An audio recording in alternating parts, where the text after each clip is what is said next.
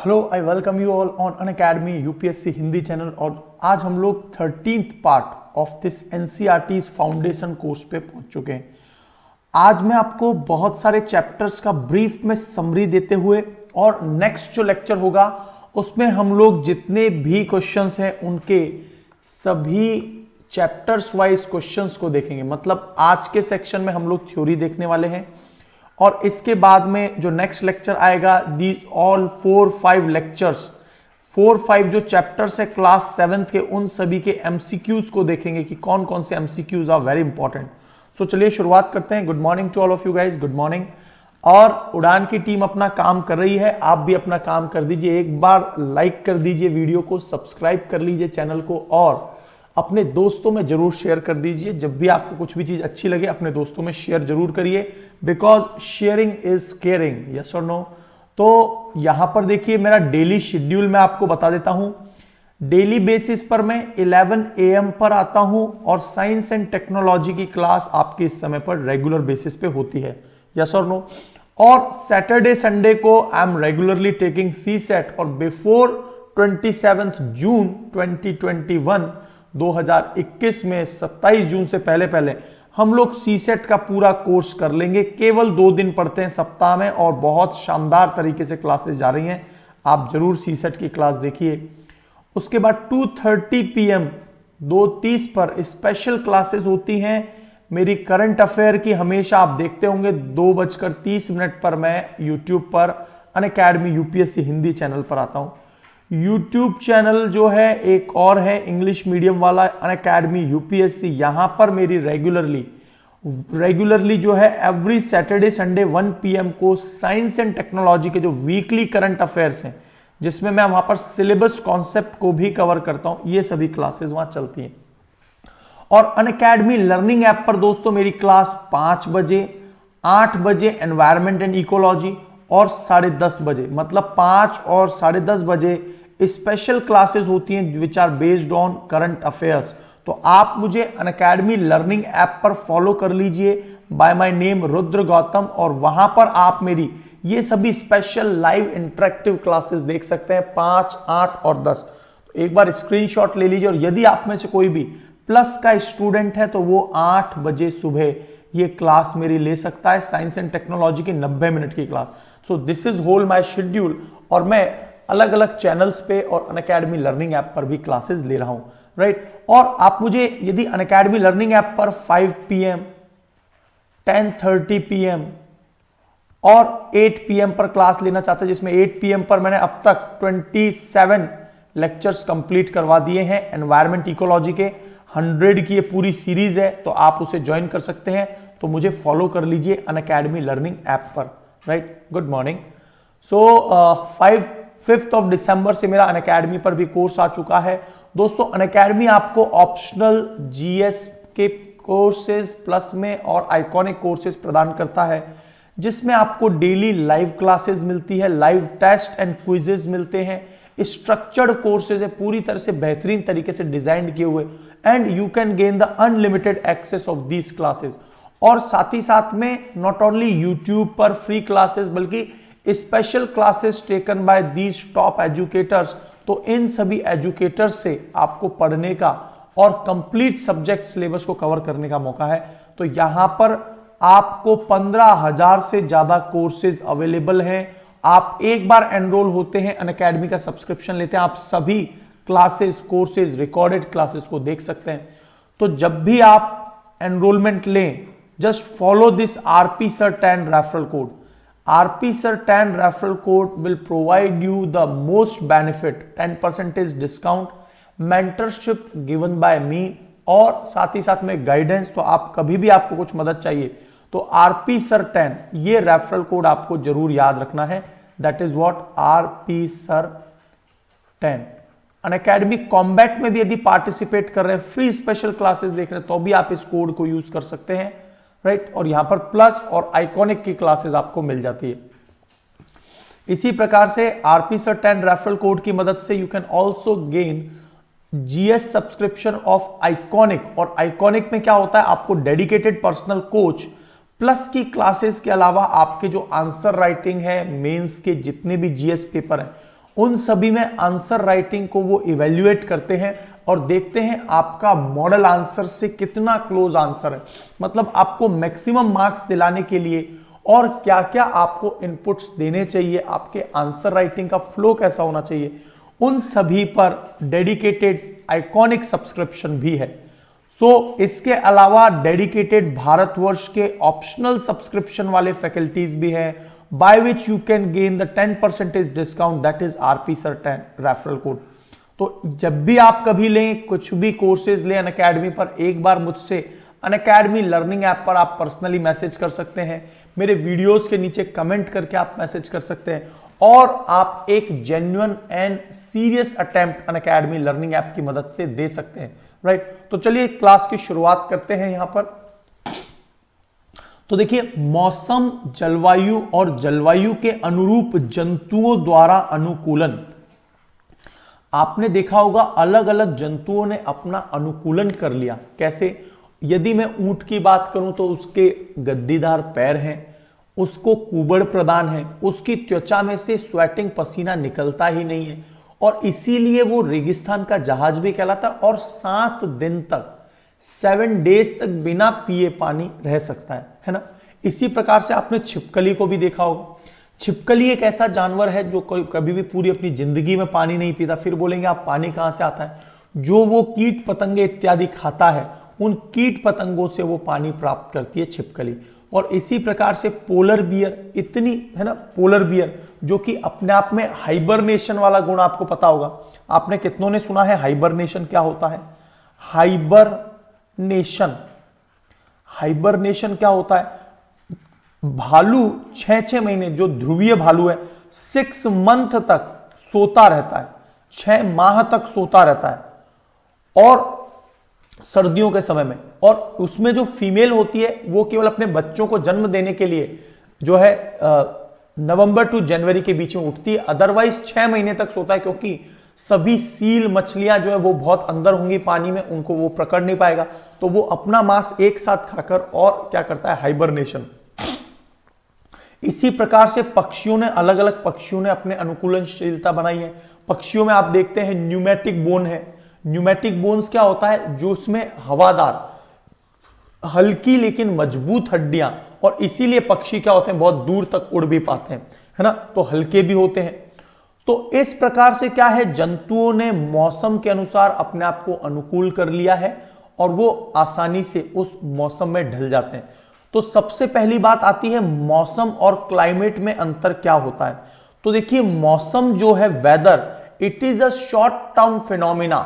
Short term phenomena का मतलब 3, 4, 5 महीने का, है ना। तो मैं ये कह सकता हूं कि वेदर जो है, मौसम, ये कुछ महीनों का फिनोमिना है, डे टू डे कंडीशन। जबकि जो क्लाइमेट होता है, क्लाइमेट, जलवायु, कहीं की जलवायु, 20 से 30 वर्षों के बाद हमें वहां पर कोई परिवर्तन देखने को मिलता है। तो जलवायु एक लॉन्ग टर्म फिनोमिना है, जबकि जो मौसम है यह एक शॉर्ट टर्म फिनोमिना है। तो मौसम, वातावरण में डे टू डे जो परिवर्तन होता है, the weather is the day to day condition of atmosphere at the place influenced by the factor like humidity. Humidity का मतलब क्या होता है? नमी, तापमान, हवा की जो गति है ना। हवा की गति किस में मापते हैं हम लोग? एनेमोमीटर में। तो विंड की स्पीड, टेम्परेचर, वहां पर बहने वाली हवाएं, उसके अलावा जलवायु, राइट। तो जलवायु भी क्या होती है? किसी एक क्षेत्र की जलवायु जो है बहुत तीक्ष्ण भी हो सकती है। तो मौसम टेम्परेरी है, शॉर्ट टर्म फिनोमिना है, क्लाइमेट एक लॉन्ग टर्म फिनोमिना है। यह बात आप याद रखना 20 से 30 वर्ष के लिए। जबकि मौसम तो आप हमेशा हर 3 वर्ष में, हर 2 वर्ष में, हम लोगों ने पूरे 1 वर्ष को, आपको ध्यान आ रहा होगा, हमने 6 अलग अलग प्रकार के मौसम में बांटा हुआ है, यस और नो, है ना। शीत ऋतु, है ना, शीत ऋतु, ग्रीष्म ऋतु, वर्षा ऋतु, शिशिर ऋतु, है ना, बसंत ऋतु। तो इस प्रकार से हमने अलग अलग भागों में बांटा हुआ है। Good morning to all of you guys. So आर्द्रता, वायुमंडल में मौजूद जलवाष्प की मात्रा है। ह्यूमिडिटी सबसे इंपॉर्टेंट फैक्टर है, क्योंकि ह्यूमिडिटी के 2-3 कारण हो सकते हैं। ह्यूमिडिटी का मतलब वातावरण में नमी, और वो नमी कहां से आती है? यदि सूर्य की गर्मी ज्यादा तेज पड़ेगी तो वाष्पोत्सर्जन होगा। इसके अलावा पेड़ पौधों में भी जो ट्रांसपायरेशन होता है, तो ट्रांसपायरेशन के कारण समुद्रों से, जलाशयों से जो पानी उठ रहा है वही क्या है, ह्यूमिडिटी कहलाता है। और ह्यूमिडिटी को हम लोग किस में मापते हैं, हाइग्रोमीटर द्वारा मापा जाता है। ह्यूमिडिटी को हम लोग हाइग्रोमीटर द्वारा मापते हैं। Humidity is the amount of water vapour present in the atmosphere and is measured by hygrometer. हवा की गति को हम किस में मापते हैं, एनेमोमीटर, एनेमोमीटर में हम लोग मापते हैं। और सूर्य के सभी मौसम का परिवर्तन, तो हम देखते हैं sun causes all the weather changes. अब इसके पीछे वेदर जो है शॉर्ट टर्म फिनोमिना है। मौसम क्यों बदलता है, देखिए पृथ्वी जो है हमारी वो 23.5 डिग्री पर झुकी हुई है और इसीलिए सूर्य कभी तो कर्क रेखा पर पहुंच जाता है और कभी मकर रेखा पर पहुंच जाता है। और यदि पृथ्वी 23.5 डिग्री पर न झुकी होती और बिल्कुल स्थिर एक ही मतलब अपने जीरो एक्सिस पर होती, उस केस में पृथ्वी पर पर्टिकुलर मौसम नहीं होते और सभी जगह एक जैसा, जहां पर जैसी कंडीशन है वैसा ही तापमान होता। लेकिन अब ऐसा नहीं है क्योंकि सूर्य की जो तीक्ष्णता है। अब देखिए दोस्तों, एक बहुत इंपॉर्टेंट पॉइंट बताता हूं आपको, ये पॉइंट बहुत ही ज्यादा इंपॉर्टेंट और कॉन्सेप्चुअल भी है। तो यहां पर हम लोग बात करते हैं, देखिए एक और बात याद रखना कि मान लीजिए ये पृथ्वी है और मान लीजिए सूर्य की किरण आ रही है। सूर्य की जो तिरछी किरण, हम लोग बार बार कहते हैं सूर्य की तिरछी किरणें, एक्चुअल में तिरछी नहीं होती हैं। सूर्य की किरणें तो सीधी ही आ रही हैं। तिरछी का मतलब यह है कि पृथ्वी जो है इस प्रकार से गोल है, जब सीधी किरणें पड़ती हैं तो छोटे से एरिया में उतनी ही किरणें पड़ रही हैं, लेकिन ये चूंकि कर्व में है तो इतने ही एरिया में इतनी किरणें पड़ रही हैं। तो आप देखिए, एक तो इतने बड़े एरिया में सूर्य की किरणें पड़े, एक इतने से में पड़े, छोटी जगह पर उतनी ही तीव्रता की सूर्य की किरणें पड़ेंगी तो वहां पर गर्मी ज्यादा होगी। ये पॉइंट क्लियर हुआ। तो गर्मी कहां पर ज्यादा होती है, जहां पर सीधी किरणें पड़ती हैं वहां पर क्षेत्रफल कम क्षेत्रफल वाले एरिया में पड़ रही है, जबकि तिरछी का मतलब यह है क्योंकि पृथ्वी का जो ढाल है उसके कारण यही एरिया बढ़ जाता है और ये एरिया बढ़ जाने में उतनी ही सूर्य की किरणें जा रही हैं और इतनी ही सूर्य की किरणें जा रही हैं। तो हम लोगों को जो थ्रू आउट क्लासेस में पढ़ाया जाता है कि जो सूर्य से आने वाली तिरछी रेखा है वो एक्चुअल में तिरछी किरणें नहीं है, एक्चुअल में ऊपर एरिया बढ़ जाएगा और सूर्य की किरणें उतनी ही तीव्रता से आ रही है। तो फाइनली क्या होता है कि हमें ऊर्जा जो है वो, एक तो मैं बोलूं उतनी ही ऊर्जा मैं इतने क्षेत्र में दूं और एक छोटे इस क्षेत्र में दूं, तो आपको पता होगा गर्मी यहां पर ज्यादा होगी, यहां पर गर्मी कम होगी। एकदम क्लियर। चलिए अब बात आ रही है जलवायु की। तो it is an average weather condition at the specific place over much longer period of time. तो यहां पर बहुत लंबे समय का मतलब यह है 20 से 30 वर्ष का जो पूरा समय होता है वो जलवायु कहलाता है। किसी भी एक स्थान विशेष पर जलवायु एक जैसी रहती है, मौसम में परिवर्तन उसमें आता रहता है, तो मौसम इसका एक भाग है। एकदम क्लियर। तो जलवायु is the long term phenomena. अब बात आ रही है कि जलवायु को प्रभावित करने वाले कारक कौन कौन से, what all are the factors related to climate. तो सबसे पहले बात आ रही है धूप की मात्रा, amount of sunshine. Amount of sunshine क्या होता है, कितनी मात्रा में सूर्य से रोशनी आ रही है और कितने क्षेत्रफल पर गिर रही है, छोटे पर या बड़े पर। तो अमाउंट ऑफ सनशाइन, कहीं पर गर्मी कितनी है। वेदर द रीजन इज हिली और प्लेन। यदि प्लेन रीजन होगा और एक हिल रीजन होगा तो आपको पता है कि जो ओरोजेनी होता है, ओरोजेनी, ये शब्द मैंने क्या बोला आपको, ओरोजेनी, पर्वतों का जो उठा हुआ भाग है ओरोजेनी, पर्वतों का उठना ओरोजेनी कहलाता है। तो यहां पे आप देखते होंगे जैसे जैसे आप लोग ऊपर जाते हैं वैसे वैसे ठंड बढ़ती चली जाती है और प्लेन के अंदर तापमान बिल्कुल अलग तरह से रहता है, एक समान रहता है। पहाड़ों पर ऊपर जाते हैं सर्दी ज्यादा बढ़ जाती है। तो यदि मैदानी या हिली प्लेन है वहां पर भी टेम्परेचर डिफरेंस में बहुत अंतर आएगा। तीसरा सबसे इंपॉर्टेंट पॉइंट है समुद्र से दूरी। अब देखिए आप यहां पर यदि ये भारत है तो यहां पर आप देखते हैं इस पूरे कोस्टल रीजन में एक जैसा तापमान होता है और दिन का तापमान और रात का तापमान दोनों ज्यादा अंतर नहीं होते। लेकिन जैसे जैसे जैसे जैसे हम लोग अंदर जाएंगे, आगरा में चलिए, तो आगरा समुद्र से बहुत दूर है और यहां से वर्षा जो आती है बे ऑफ बंगाल से, वो यहां पर जाते जाते बादलों में नमी सूख जाती है, नमी खत्म हो जाती है। और आप देखते हैं आगरा में ज्यादा वर्षा भी नहीं होती, गर्मी भी ज्यादा पड़ती है ना। और ह्यूमिडिटी इसलिए ज्यादा है क्योंकि आगरा से यमुना नदी निकलती है। सूर्य गर्म होगा तो वहां पर पानी भाप बनकर उठेगा और इसी कारण वहां ह्यूमिडिटी ज्यादा रहती है, तो मौसम क्या है, बहुत खतरनाक हो जाता है। जिस प्रकार से अहमदाबाद में भी अजीब सी गर्मी पड़ती है और उसका पीछे कारण क्या है, जहां पर नदियां होंगी, वर्षा रेगुलर नहीं होगी, तो मौसम में ये सभी परिवर्तन। तो आगरा आपको समझ में आ रहा होगा। तो जो भी स्थान जो वर्षा दृष्टि में नहीं है, वर्षा क्षेत्र में नहीं है, वहां पर एक तो ड्राई रहेगा, दूसरी बात वहां पर गर्मी भी ज्यादा पड़ेगी, तीसरा वहां पर जीव जंतु कम पाए जाएंगे। तो जलवायु के प्रभाव पूरे के पूरे क्षेत्र को बहुत ही ज्यादा तरीके से प्रभावित करते हैं, है ना, बहुत भयंकर रूप से प्रभावित करते हैं। राइट, यहां तक सारी बातें क्लियर हो गई होंगी, है ना। चलिए अब आगे बढ़ते हैं, आगे बढ़ते हैं। अब देखिए, समुद्र से चलने वाली हवाओं का निर्देशन, the direction of the prevailing wind from the sea side bring rain to the coastal areas and dry weather inland.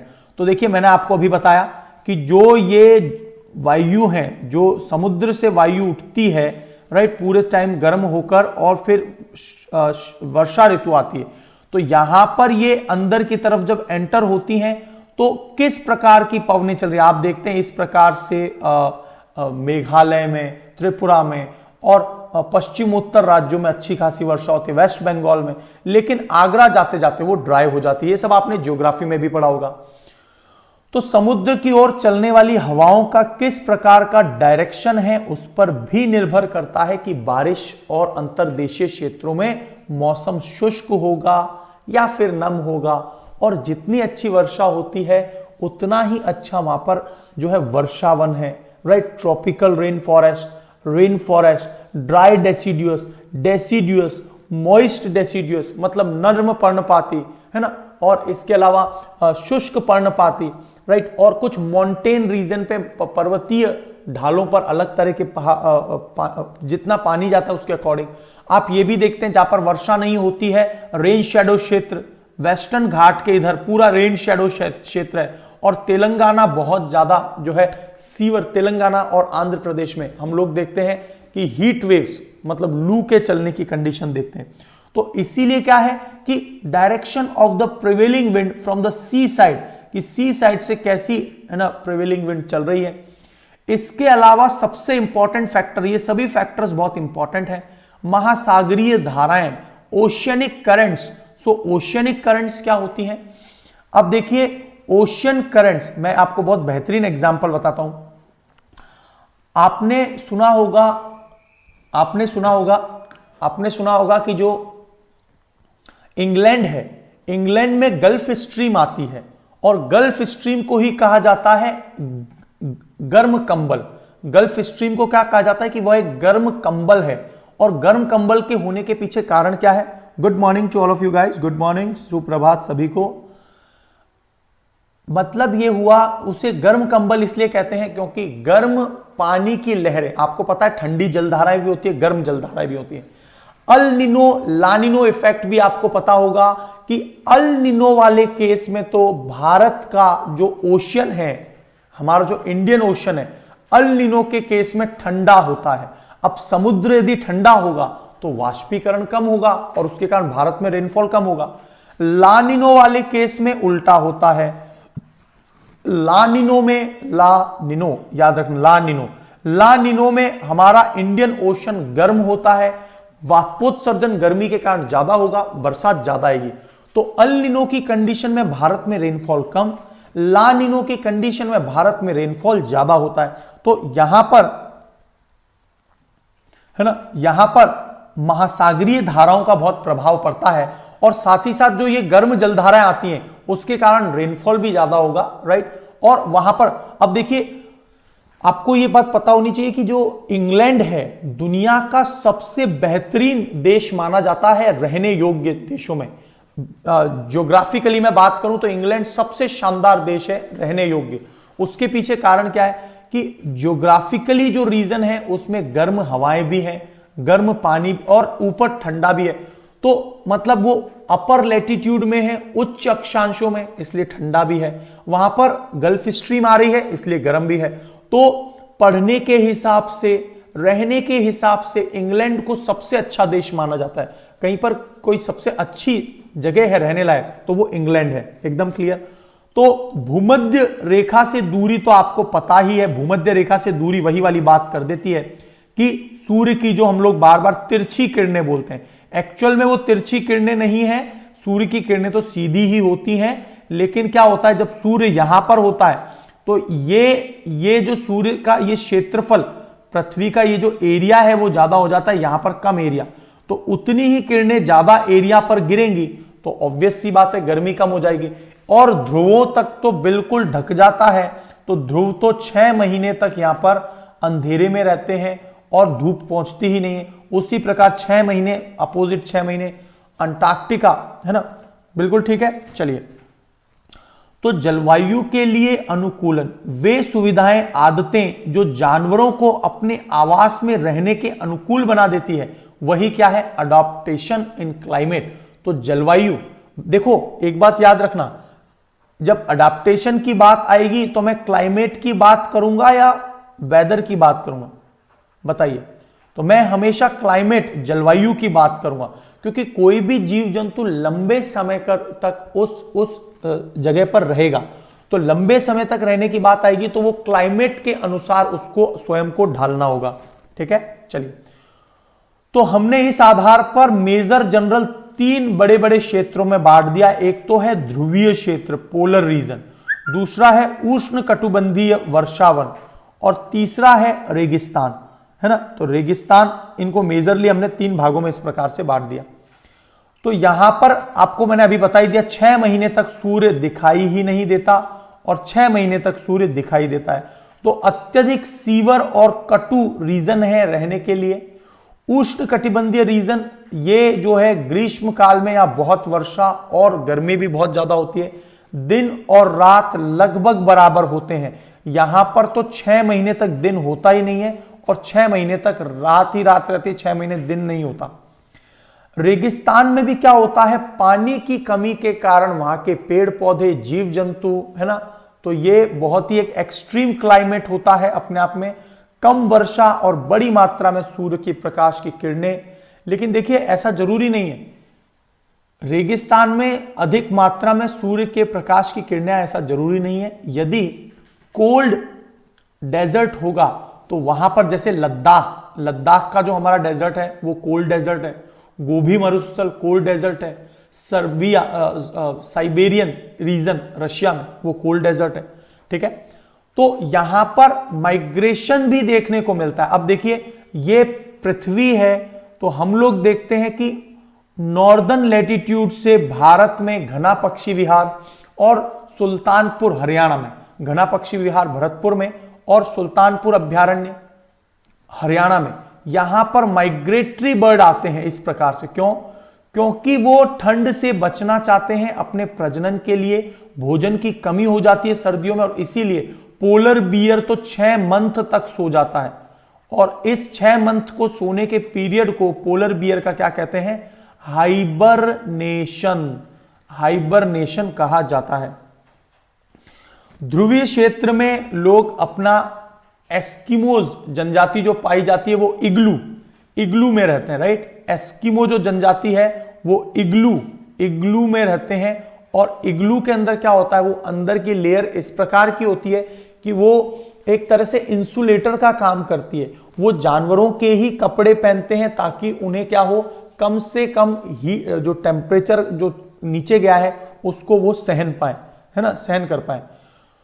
तो इसी प्रकार से देखिए, bird are guided by sun during the day and star at night. तो चिड़ियाओं को क्या करते हैं, देखिए सूर्य एक तो सन है, दूसरा है स्टार, और तीसरा देखिए एक और पॉइंट है कि जो पक्षियों की जो बीक होती है, चोंच, पक्षियों की जो चोंच होती है उसके नीचे एक खाली स्थान होता है, यहां पर वो चुंबकीय प्रभाव, मैग्नेटिक इफेक्ट से अपनी दिशा निर्देशन करते हैं, अपनी दिशा को गेन करते हैं, है ना, प्राप्त करते हैं, है ना। इग्लू, यस।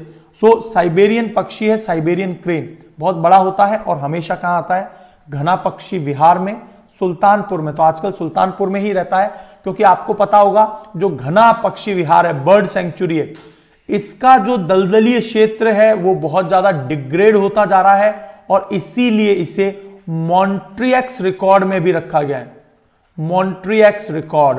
तो भारत की 2 ऐसी झीलें हैं, लेक्स हैं, जिन्हें मॉन्ट्रियक्स रिकॉर्ड में रखा गया है। एक तो घना पक्षी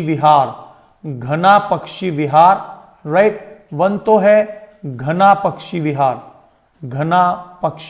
विहार, और दूसरा है लोकटक झील। ये झीलें जो हैं, राइट, ये झीलें बहुत ज्यादा प्रभावित हैं मानव के डिग्रेडेशन के कारण, राइट। चलिए, तो अब आपको एक मेजर पॉइंट क्लियर हो गया है। तो अपने आप में एक चैप्टर है ये, जो मैंने मेनली आपको पूरा करवा दिया, लेकिन इससे रिलेटेड जो क्वेश्चन एंड आंसर हैं, क्वेश्चन एंड आंसर्स, इस पूरे चैप्टर का डिस्कशन होगा नेक्स्ट लेक्चर में। नेक्स्ट लेक्चर का मतलब टुमारो एट 11 AM मैं बहुत सारे क्वेश्चन एंड आंसर्स एनसीईआरटीज के जितने भी क्वेश्चन एंड आंसर्स हैं जो एग्जैक्टली एग्जाम में हूबहू एग्जाम में देखने को मिलते हैं, उन सभी क्वेश्चन एंड आंसर्स को मैं आने वाली क्लासेस में डिस्कस करूंगा। जितना भी आपने पढ़ लिया है वो यहां पर होगा।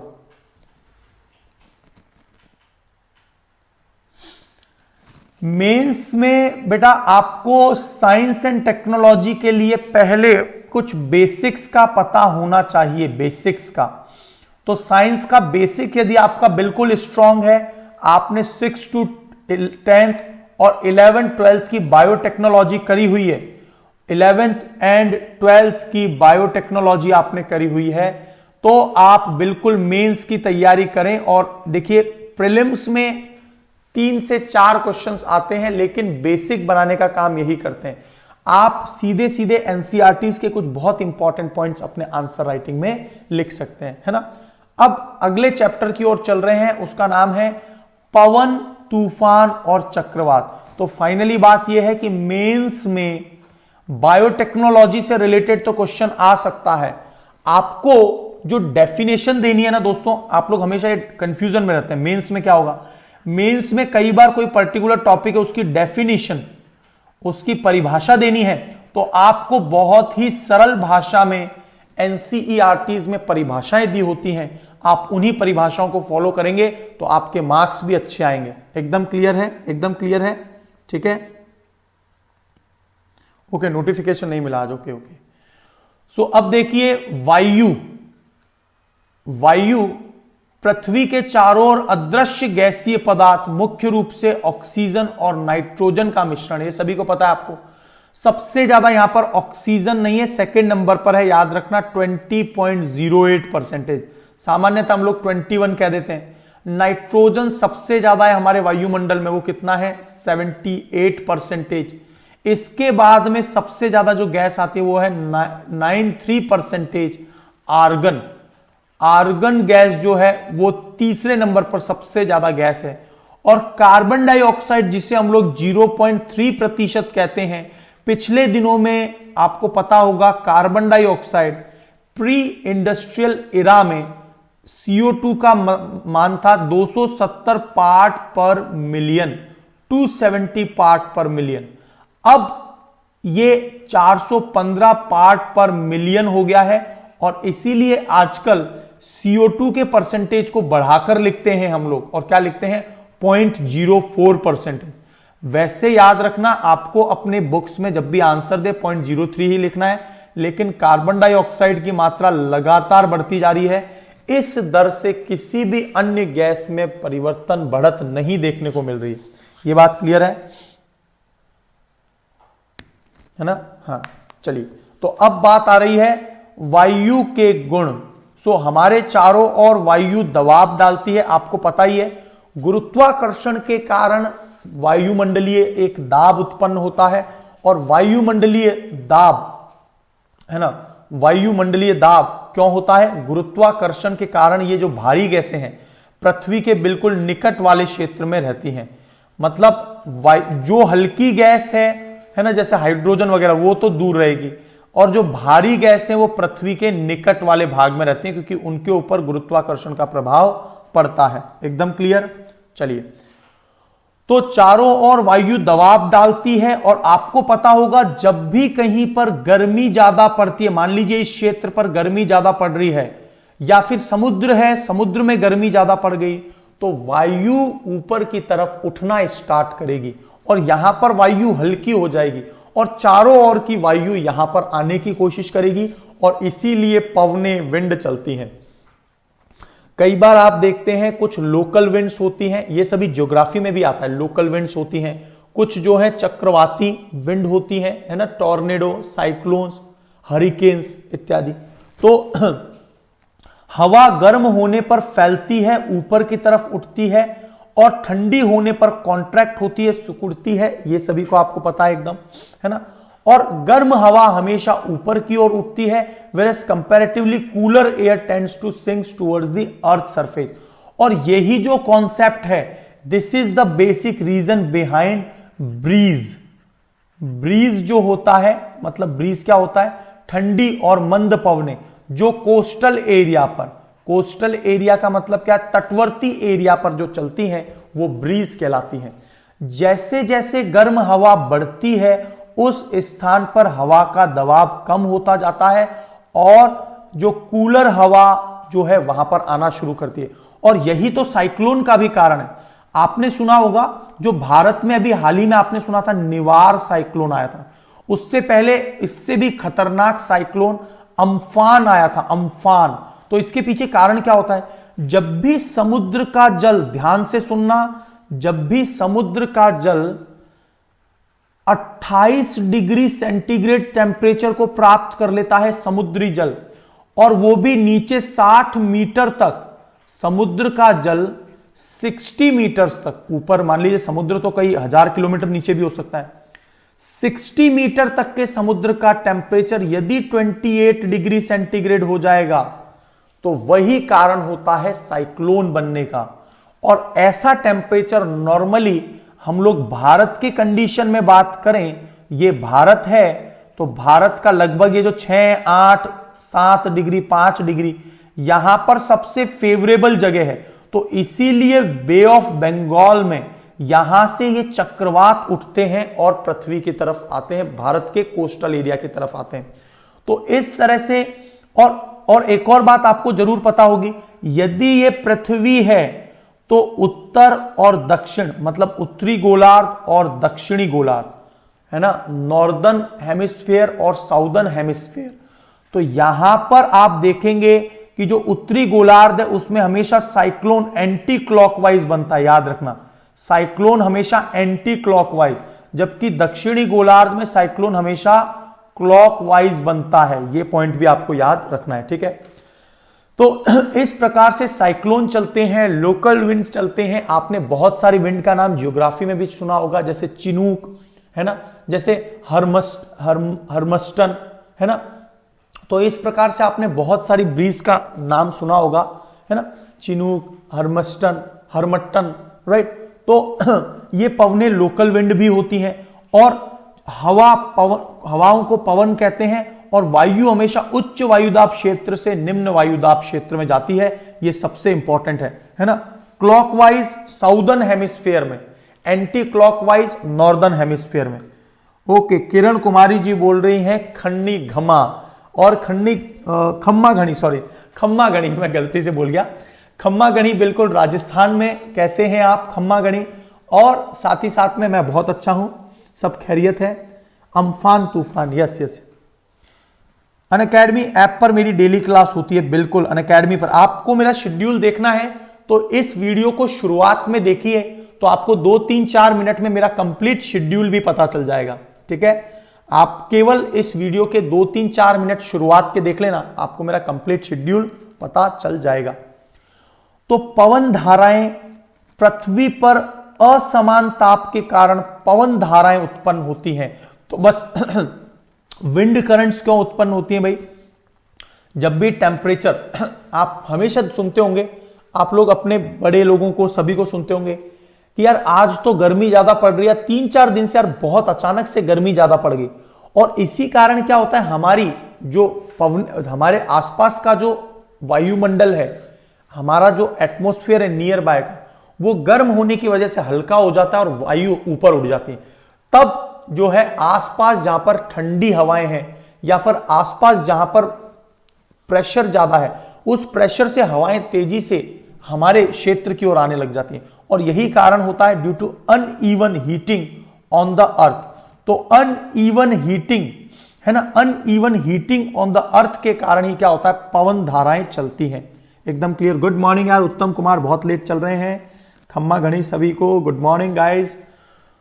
सो पृथ्वी पर असमान ताप से पवन के चलने का मुख्य रीजन यही है। और कई बार तो क्या होता है, यदि आसपास के क्षेत्र में नमी है, बादल है, तो वो बादल के साथ में, और यही फिनोमिना होता है जब हम लोग बरसात ऋतु में बहुत जो वर्षा देखते हैं, उसके पीछे कारण यही होता है। 3-4 दिन बहुत भयंकर गर्मी पड़ती है, 3-4 दिन बरसात आ जाती है, फिर 3-4 दिन गर्मी तो 3-4 दिन बरसात। और ये मौसम जो है ना, ये हमारे पेड़ पौधों के ग्रोथ के लिए, वृद्धि के लिए सबसे इंपॉर्टेंट होता है। क्योंकि पानी मिल गया, गर्मी बहुत ज्यादा पड़ गई, तो ट्रांसपायरेशन के कारण पत्तियों तक बहुत तेजी से पानी ऊपर की तरफ पहुंचने लगता है। और पेड़ पौधे जो गर्मी और बरसात में जिस गति से बढ़ते हैं, उतना तेज कभी नहीं बढ़ते हैं। एकदम क्लियर। और यह भी एक कारण है कि जो पेरिस क्लाइमेट समझौता है, उसमें जो डोनाल्ड ट्रंप या फिर जितने भी हेड ऑफ द नेशंस हैं, जो चाहते थे कि भाई गर्मी तो अच्छी बात है, बिल्कुल यदि गर्मी ज्यादा पड़ती है तो प्रोडक्शन ज्यादा होता है, उत्पादन ज्यादा होता है। लेकिन होगा क्या कि हमारा जो मौसम है उसमें अनिश्चितता, अनसर्टेनिटी आ जाएगी। तो कहीं पर ज्यादा ड्राई, कहीं पर ज्यादा, है ना, ये सब भी केसेस आएंगे। राइट, चलिए। तो जल वाष्प ले जाने वाली हवाएं बारिश लाती हैं। So wind carrying water vapour brings rain, तो वो हमेशा वर्षा लेकर आती है।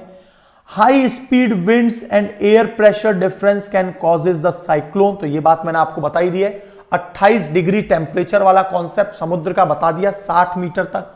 तो तेज हवाएं और हवा के दाब में अंतर के कारण साइक्लोन बनता है। आसपास की हवा जो आई ऑफ द साइक्लोन है, जो चक्रवात की आंख है, वहां पर लो प्रेशर होता है, चारों तरफ से वहां पर क्या होती है, हवाएं अंदर एंटर होने की कोशिश करती हैं।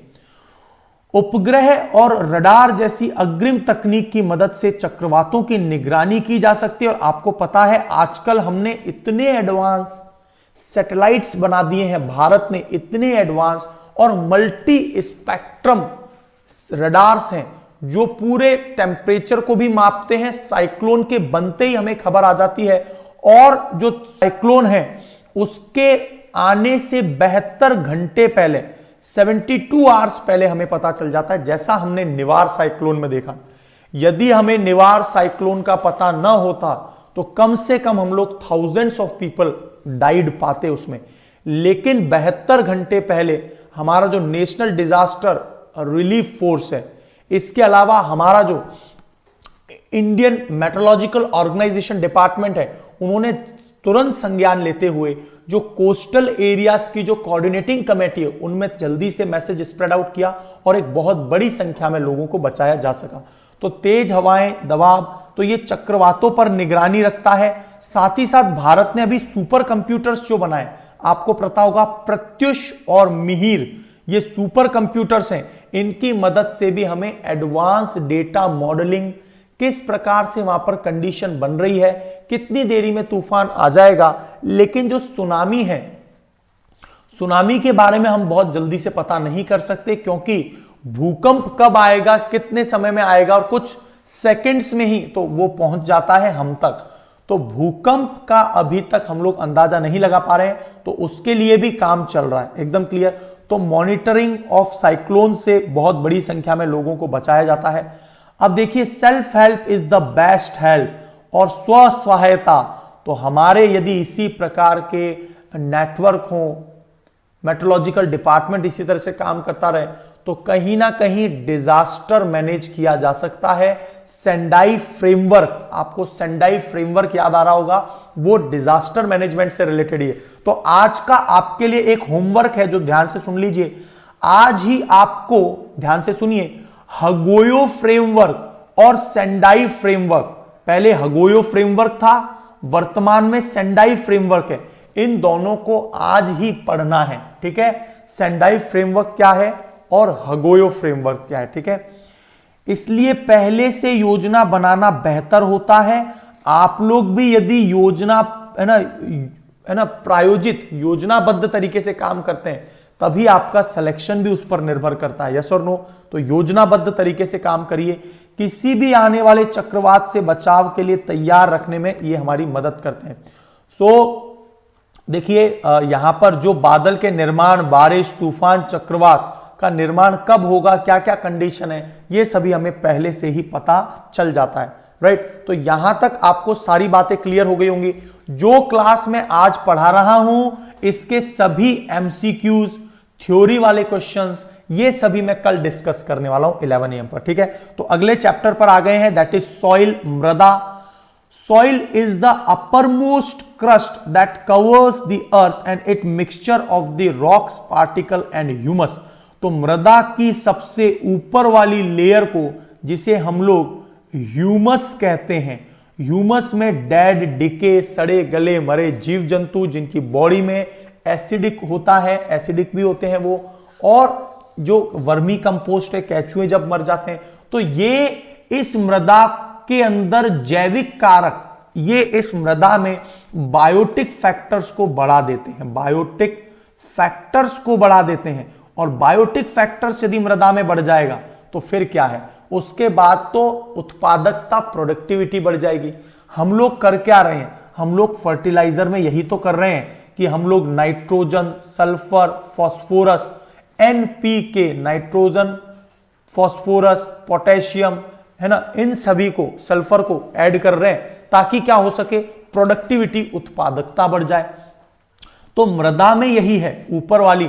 और आप सोचेंगे ये सब आता कैसे है, तो दोस्तों जो इतना ज्यादा सॉइल इरोजन होता है, जो नदियां हैं, नदियां जो बहकर आती हैं, तो नदियां अपने साथ में बहुत सारा मिट्टी पर्वतों से लेकर आती है, और वही मिट्टी जो नदी के पास वाला क्षेत्र है उसे तो हम लोग खादर कहते हैं, और नदी से थोड़ा सा दूर जो पहले कभी बसा हुआ होगा उसे बांगड़ कहते हैं। तो बांगड़ और खादर से हमें क्या मिलता है, नदियों से लाई जाने वाली मिट्टी से उपजाऊ और उसमें ऑर्गेनिक, क्योंकि जितने इतने लाखों किलोमीटर, हजारों किलोमीटर चलकर जो नदियां पूरे पृथ्वी पर चलती रहती हैं, उससे मृदा में मरे गले सड़े जीव जंतु और साथ ही साथ में अलग अलग प्रकार के जो अलग अलग प्रकार के जो न्यूट्रिएंट्स हैं उन्हें लेकर अपने साथ में कैरी करके आती है। राइट, तो खादर और बांगड़,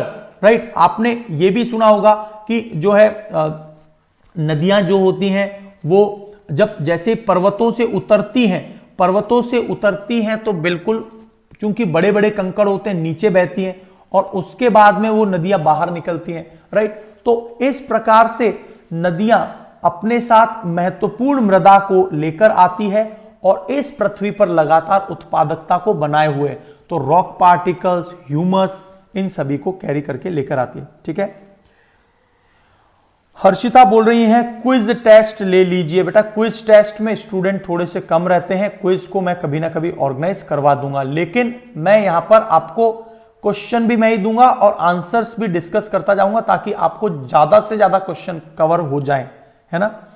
और क्विज भी करवा देंगे, कभी सेपरेटली क्विज भी करवा देंगे, है ना। ठीक है, चलो, तो मृदा का निर्माण कैसे होता है? Soil is formed by withering. Withering का मतलब क्या होता है? विदरिंग का मतलब देखिए, ये यदि मृदा है और मृदा पर लगातार दिन में तो बहुत गर्मी पड़ रही है, रात में ठंडी, तो ठंडे गर्म के कारण क्या होता है, चट्टानें टूटती हैं।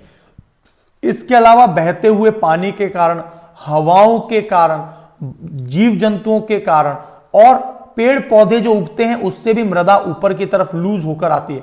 तो इन सभी के कारण, विदरिंग के कारण क्या होता है, मृदा ऊपर की तरफ निकलती है और disintegrate of the parent rock, और वो अपनी पैतृक जो चट्टाने हैं उससे अलग होना शुरू कर देती है।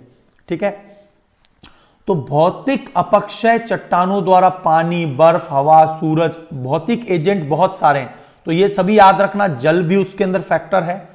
आइस, आपने सुना होगा, जो बर्फ होती है ना, वो बर्फ की सिल्लियां जब जाती हैं तो वो बहुत सारे एरिया को कटान करती हुई जाती है। हवा, सूरज, ये सभी फैक्टर है। वर्षा, वर्षा का जल बहुत बड़ा फैक्टर है ना। बाढ़ बहुत बड़ा फैक्टर है। तो केमिकल, तो कुछ तो होता है। Chemical withering is a chemical decomposition of the rock, मतलब कि केमिकल कंपाउंड के कारण। और केमिकल का मतलब क्या है कि जो रासायनिक रूप से परिवर्तन आ रहा है, मृदा यहां से वहां जाती है, अलग अलग प्रकार की मृदा से मिलेगी, तो उसमें रासायनिक पदार्थ जो हैं अलग अलग प्रकार के मिक्स होंगे, वो जो है रिएक्ट करेंगे। तो ये तो हो गया केमिकल विदरिंग। कुछ होता है जीवाणु, जो सूक्ष्म जीव हैं, जैसे आपने सुना होगा क्लोस्ट्रीडियम, क्लोस्ट्रीडियम टिटेनी जो मृदा में पाया जाता है जीवाणु, है ना। राइजोबियम, है ना। स्यूडोमोनास, तो स्यूडोमोनास, राइजोबियम, या फिर क्लोस्ट्रीडियम टिटेनी, टिटेनस का वायरस। तो ये सभी जीवाणु सूक्ष्म जीवों द्वारा पैतृक चट्टानों के जैविक अपक्षय करते हैं, decomposition of the parent rock, और उसी कारण से ऊपर वाली मृदा में बहुत बड़ा परिवर्तन आता है। अब आप पूछ रहे हैं मेंस के आंसर, तो मेंस में यही तो लिखना होगा, the chemical change and the biotic change. ये यदि वर्ड लिखते हैं आप मृदा के लिए तो आपका स्ट्रॉन्ग पॉइंट बनता है, इसीलिए एनसीईआरटीज बहुत ज्यादा इंपॉर्टेंट है। फिर बात आती है सॉइल प्रोफाइल की, कि मृदा की प्रोफाइल कैसी है। जमीन अलग अलग जगह पर अलग अलग होती है, तो देखिए सतह से लेकर मूल चट्टान तक मृदा का ऊर्ध्वाधर खंड मृदा प्रोफाइल के अलग अलग परतों का एक खंड है, और विभिन्न परतों को क्षितिज कहते हैं, होराइजन। तो देखिए मृदा को आपने देखा होगा, सबसे ऊपर वाली सबसे लूज मृदा होती है, हल्की होती है, इसमें ह्यूमस भी मात्रा ज्यादा होती है, और धीरे धीरे क्या होती है, मृदा पर दबाव पड़ने की वजह से ये हार्ड होती जाती है, और एक समय पर चट्टानें आ जाती हैं, और चट्टानों से ऊपर ही पानी रहता है। तो हम लोग जो वाटर ब्लॉक्स कहते हैं, जमीन के नीचे जो पानी है वो चट्टानों के ऊपर पाया जाता है। ठीक है, बिल्कुल टिटेनस,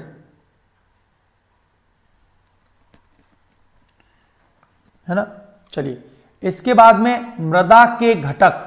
तो मृदा में जीवित और निर्जीव, बेटा लैंग्वेज के जो पेपर होते हैं, किरण कुमारी जी पूछ रही है, लैंग्वेज के जो पेपर होते हैं जिन्हें केवल क्वालिफाई करना होता है मेंस के पेपर में, वहां पर एक सिंपल सा लैंग्वेज दिया है 10th लेवल। 10th लेवल, बस आप समझ जाइए 10th लेवल का मतलब है 10वीं के स्तर का इंग्लिश और 10वीं के स्तर का हिंदी। तो वहां पर जो भी ग्रामर वगैरह है वो आती है। ठीक है, अब कॉन्स्टिट्यूएंट ऑफ सॉइल कौन कौन से होते हैं, तो मृदा में जीवित फैक्टर भी है, बायोटिक भी है और एबायोटिक भी है, दोनों ही घटक, both living and non living, दोनों ही पाए जाते हैं। सॉइल इज डिफरेंट टाइप, जैसे क्लेई सॉइल होती है, लोमी होती है और सैंडी, सैंडी का मतलब, और इन तीनों से दोस्तों याद रखना, क्लेई का मतलब जिसके अंदर क्या हो रहा है, जिसमें छोटे छोटे बारीक फाइन पार्टिकल्स हैं। लोमी का मतलब क्या है, चिकनी मिट्टी, लोमी। क्लेई का मतलब क्ले वाली, और सैंडी का मतलब जिसमें बड़े पार्टिकल हैं। और इन तीनों के मिश्रण से दोस्तों अलग अलग प्रकार की मिट्टियां बनती हैं, है ना। कई बार क्या होता है, हमको ये पता होना चाहिए कि रेगिस्तानी रेतीली मिट्टी और चिकनी मिट्टी दोनों साथ में मिलेगी तो उनमें फर्टिलिटी बहुत ज्यादा होती है, क्योंकि एक मिट्टी का तो गुण ये है कि पानी सीधा सीधा नीचे चला जाएगा, जो बड़े कण है, और चिकनी मिट्टी है उसमें पानी लंबे समय तक स्टोर रहेगा। तो इस प्रकार से the type of soil is different type. तो क्लेई, लोमी और सैंडी, दोमट, चिकनी और रेतीली मिट्टी, इनके मिक्सचर से अलग अलग प्रकार की मिट्टियां बनती हैं। तो देखिए यहां पर क्या डिफरेंस होता है रेतीली मिट्टी में।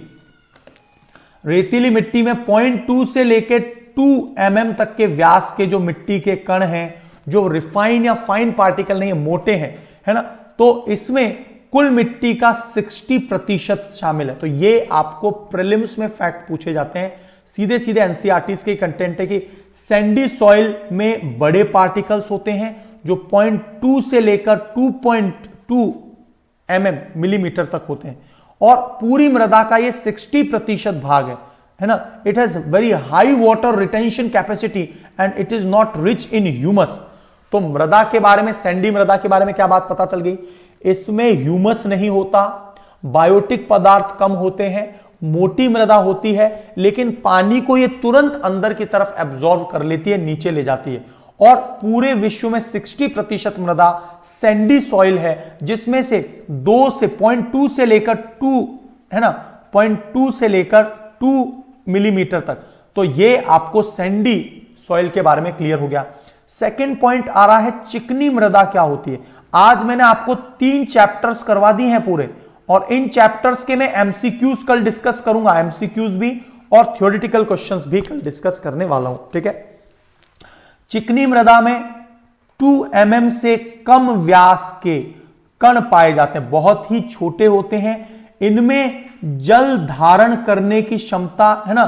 तो देखिए यहां पर वेरी लो, सैंडी के अंदर तो पानी जल धारण किया ही नहीं जाता, सीधा नीचे की तरफ चला जाता है, और चिकनी मिट्टी के अंदर ज्यादा से ज्यादा मात्रा में जल को धारण करने की क्षमता होती है, क्योंकि चिकनी मिट्टी में जो कण है वो नमी को एब्जॉर्ब कर लेते हैं, एकदम क्लियर। जबकि रेतीली मिट्टी में सीधा अंदर, लेकिन चिकनी और रेतीली मिट्टी का यदि दोनों मिक्सचर होगा तो आपको भी पता है जिंदगी में जो मध्यम मार्ग होता है ना, दोनों के बीच का रास्ता वो सबसे उत्तम होता है। उसी प्रकार से रेतीली और चिकनी मिट्टी का दोनों जो मिश्रण होगा वो दोनों प्रकार की खूबी रखेंगी, इसलिए बेस्ट क्वालिटी की मृदा उसे कहते हैं, एकदम क्लियर।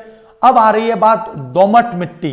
तो दोमट मिट्टी इसीलिए जो है ना, लोमी मिट्टी सबसे अच्छी होती है, जिसमें रेत मिट्टी को धारण करने की क्षमता भी है और पानी को अंदर ले जाने की क्षमता भी है और हवा का संचार भी बराबर है। देखो दोस्तों, जड़ों को भी ऑक्सीजन की जरूरत होती है ना, जड़ों तक भी ऑक्सीजन पहुंचे, न्यूट्रिशन पहुंचे। तो इसके लिए जैसे आप लोग सुनते हैं न्यू मेटाफोर्स, जो मैंग्रोव वनों में, तो जड़ें जो है ना ऑक्सीजन को ज्यादा मात्रा में लेने के लिए जड़ें भी बाहर आ जाती हैं। तो जो दोमट या लोमी सॉइल है, this is the mixture of Sandy and clayey soil. Clayey soil और सैंडी सॉइल का मिक्सचर होता है दोमट मृदा, एकदम क्लियर। तो विभिन्न प्रकार की मिट्टी में पानी को परकोलेशन डाउन, है ना, परकोलेशन का मतलब होता है पानी जो ऊपर से नीचे की तरफ जा रहा है। आपने देखा होगा कि हम लोग जो धरातल में स्थित जल है, जो हम लोग हमारे बोरिंग से निकालते हैं, तो बोरिंग के पानी को हम लोग डायरेक्टली पी लेते हैं बिना प्योरीफाई किए। क्या रीजन है इसके पीछे? क्योंकि वह पानी मृदा की इतनी अलग अलग लेयर से गुजरा होता है कि फाइनली जब वो नीचे पहुंचता है, जहां पर वो इकट्ठा है, वहां पर दोस्तों बिल्कुल भी वहां पर किसी प्रकार का प्रदूषण नहीं होता, बिल्कुल शुद्ध पानी होता है, क्योंकि अलग अलग मृदा की लेयर से निकला है ना। तो परकोलेशन की दर अलग अलग मृदा में अलग अलग होती है। सैंडी में ज्यादा परकोलेशन होता है, क्लेई जो कि है ना, क्लेई जो मृदा है, चिकनी मिट्टी, उसमें कम होता है। दोमट मिट्टी उसका मध्यम मार्ग है, ठीक है, ठीक है, यहां तक बात सारी क्लियर है।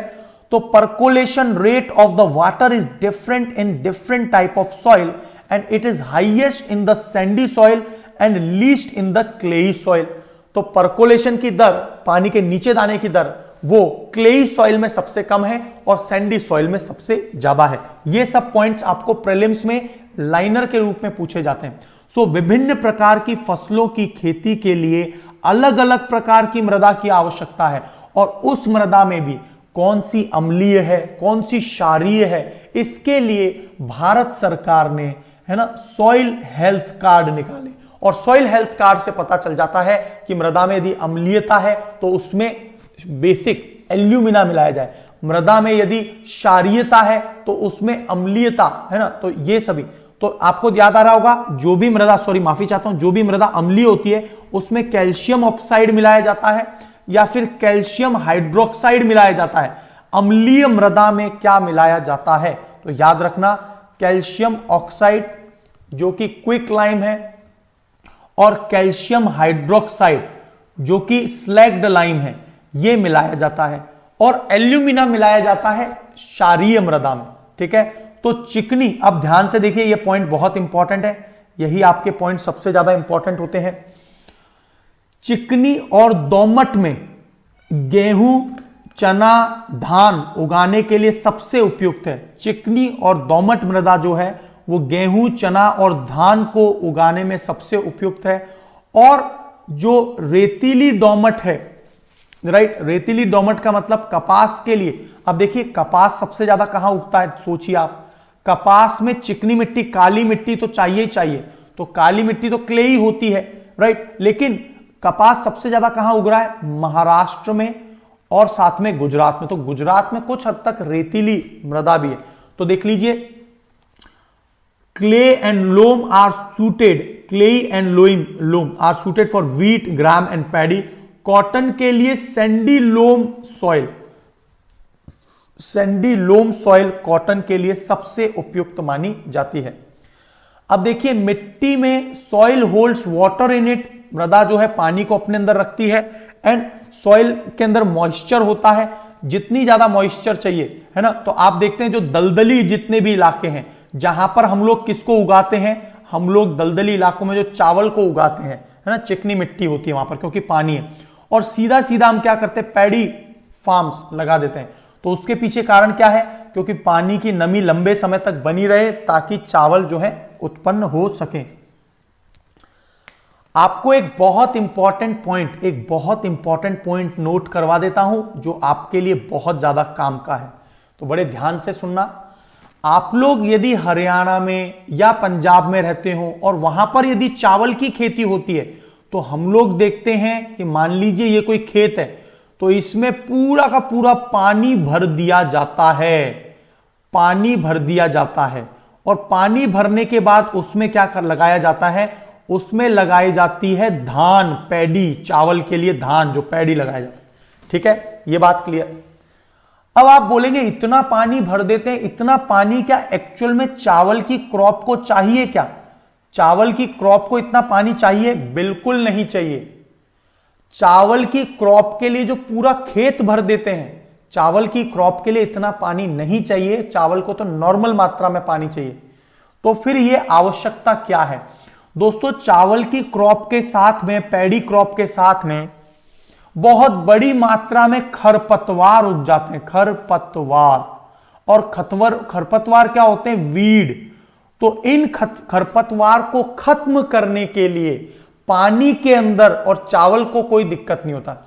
वैसे यदि किसी भी मृदा में नमी ज्यादा हो जाएगी तो बीज गल जाते हैं, लेकिन यहां पर चावल को कोई प्रभाव नहीं पड़ता। लेकिन जो खरपतवार होती हैं वो पैडी खेती के साथ में नहीं उगती हैं, चावल की खेती के साथ में नहीं उगती हैं, और ये सबसे बड़ा रीजन है कि इतना ज्यादा पानी। तो याद रखना, जो चावल की फसल होती है इसके ऊपर तो एक पैटर्न ही चल गया है चावल के लिए, और rice crop is known as water guzzling crop, water guzzling crop. तो चावल को इसीलिए जल को बहुत ज्यादा, और इसीलिए आप देख रहे हैं उत्तर भारत में पानी की कमी का सबसे बड़ा कारण यह है कि हम खेती में बहुत ज्यादा मात्रा में पानी डालते हैं। तो क्या मेरी बात आपको खरपतवार वाली एकदम क्लियर हो गई है? सारे पॉइंट्स एकदम क्लियर हो गए हैं क्या? राइट, एकदम क्लियर है। तो आगे चलें। तो चिकनी मिट्टी use to make pot, toy and statue, है ना, मृदभांड बनाने इत्यादि में। तो रेस्पिरेशन वाला सेक्शन जो है we will discuss in the next lecture. तो आपको वीडी साइड वाला पूरा क्लियर हो गया होगा। कल हम लोग सभी क्वेश्चन एंड आंसर पर डिस्कस करेंगे। और दोस्तों, अनअकैडमी कॉम्बैट, आप अनअकैडमी लर्निंग ऐप पर जाइए और वहां पर अनअकैडमी कॉम्बैट में अभी एनरोल कर दीजिए आरपी सर 10 रेफरल कोड का प्रयोग कीजिए और अनअकैडमी कॉम्बैट में आप पार्टिसिपेट करिए, जिसमें 20 दिसंबर को एक एग्जाम होगा जहां पर आप 1 लाख रुपए प्राइस वाला लैपटॉप, ईयरपोड, ये सब जो है प्राप्त कर सकते हैं। और यहां पर कई हजारों की संख्या में, पिछली बार 13,000 स्टूडेंट ने पार्टिसिपेट किया था, हो सकता है इस बार 20,000 स्टूडेंट हो। तो आपकी रियल टाइम पोजीशन आपको अनअकैडमी लर्निंग ऐप पर पता चल पाएगी। सो अनअकैडमी कॉम्बैट। सो बेटा, क्लास का जो टाइम है, मेरा क्लास का टाइम 11 AM का है डेली बेसिस पर, है ना, और उसके बाद 2:30 का। यदि आपको मेरे क्लास के टाइमिंग देखने तो शुरुआती सेक्शन को देख लीजिए। और आपको अनअकैडमी कॉम्बैट का टाइमिंग पता करना है तो आपको 11 बजे संडे के दिन, राइट, 45 मिनट में 60 क्वेश्चंस करने हैं, राइट, ठीक है। तो क्लास का टाइमिंग 11 बजे है। मेरी जो टोटल दिन में क्लास आती है 5 से 6 क्लासेस आती हैं। आप शुरुआती वीडियो देख लीजिए, आपको क्लियर हो जाएगा। So total question will be 60 45 minutes में। और ऐसे ये 20 दिसंबर को जो हो रहा है वो सेकंड कॉम्बैट है। इसी प्रकार के 13 कॉम्बैट आने वाले समय में होने वाले हैं।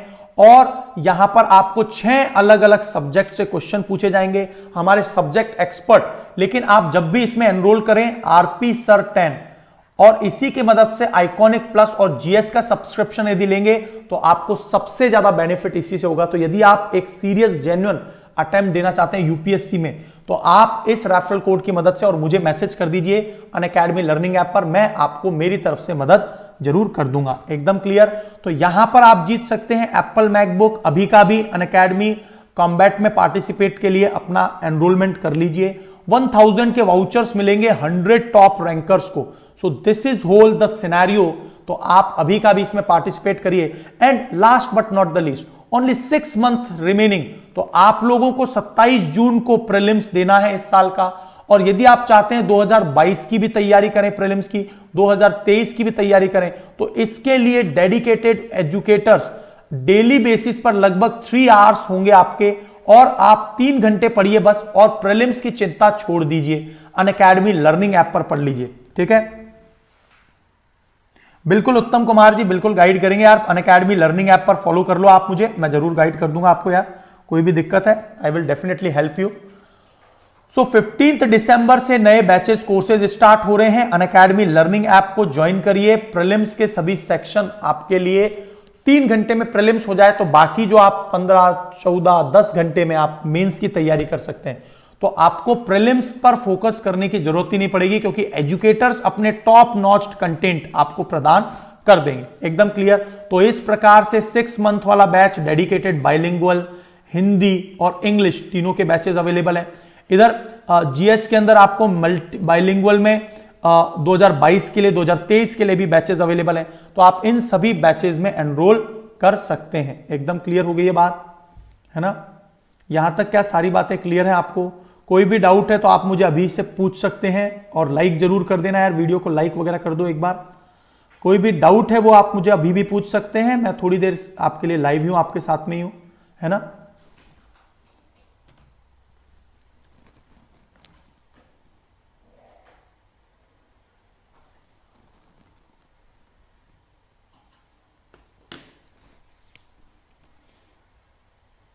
तो यहां तक आपको मेरे हिसाब से सारी बातें क्लियर हो गई होंगी। कोई भी और डाउट डिलेमा है आप मुझसे पूछ सकते हैं यहां पे।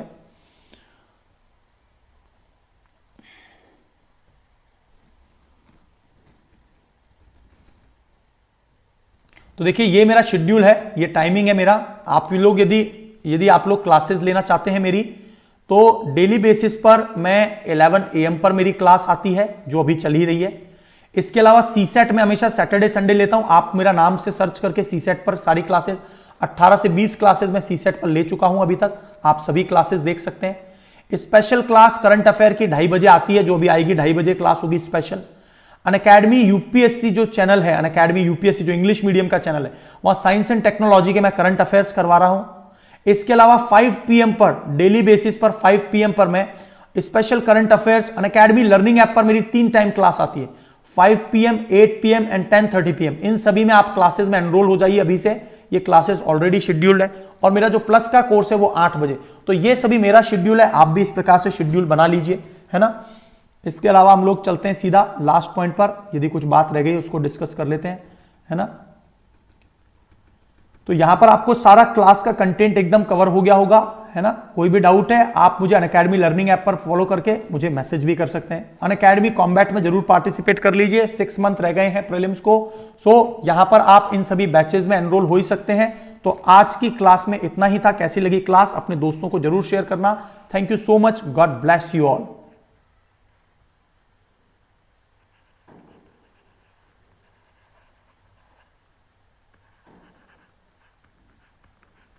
Thank you guys.